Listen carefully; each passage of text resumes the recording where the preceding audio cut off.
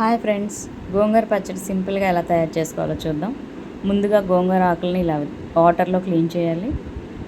Clean చేసిన తర్వాత ఒక కళాయి తీసుకొని అందులో ఆయిల్ వేసి కొంచెం వేడైన తర్వాత క్లీన్ చేసుకున్నటువంటి గోంగూర ఆకుల్ని ఆ కళాయిలో వేసి ఈ విధంగా ఫ్రై చేయాలి.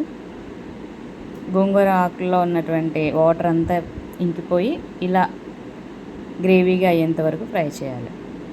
అయిన తర్వాత ఈ గోంగూర మనం పక్కన పెట్టేసుకొని మనకి కావాల్సినటువంటి మిరపకాయలు తీసుకోవాలి.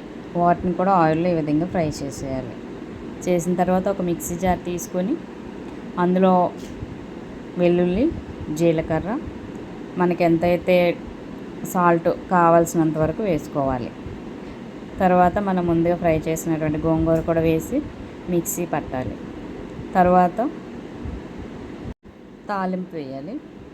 వేసిన తర్వాత మనకి కమ్మటి గోంగూర పచ్చడి సింపుల్గా రెడీ అయిపోతుంది. ఫైనల్ లుక్ చూసేద్దాం. This is